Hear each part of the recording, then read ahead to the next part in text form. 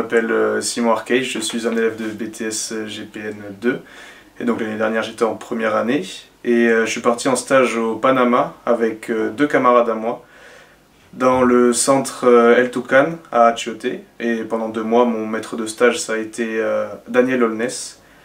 Je vais vous parler d'abord de ce qu'on a fait, hein. C'est le plus important, ce qu'on a fait là-bas comme activité en rapport avec le BTS.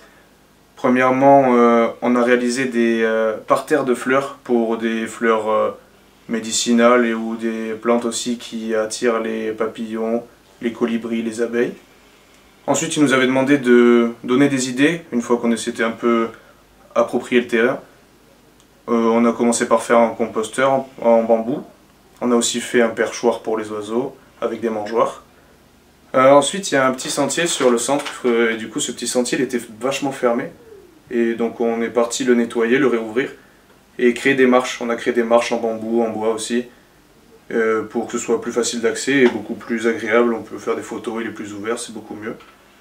Et non, on a fait aussi une animation avec l'école, donc on a été en lien avec l'école du village.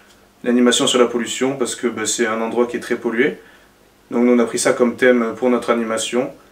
Et suite à ça, on a décidé de faire une petite matinée de nettoyage avec les gens du village, avec les volontaires, où on a créé des affiches qu'on a mis dans le village.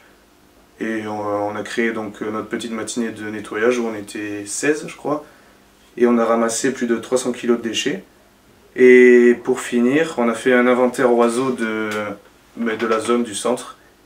Et on a récolté, je crois, 72 espèces différentes qu'on a tout classé dans un guide d'oiseaux pour le centre. Et donc eux étaient contents et nous aussi.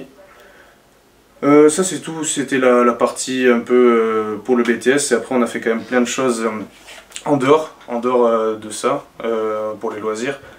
Moi j'allais beaucoup à la pêche avec les gens du village. Donc si vous aimez la pêche, déjà franchement vous allez pouvoir pêcher là-bas. Et puis ça permet de découvrir de nouvelles méthodes de pêche. Puis il y a de nouveaux poissons, c'est bien sympa. Si vous aimez la photo aussi, c'est super, hein. Les paysages sont incroyables, hein. La photo c'est un très bon passe-temps aussi, parce qu'il faut savoir qu'on n'a pas trop de trucs à faire le soir. Et puis voilà, hein, après vous pouvez aller discuter avec les gens du village, ils sont super gentils. Et voilà, c'est tout ce que j'avais à dire. Un conseil, si vous avez la possibilité, hein, allez-y.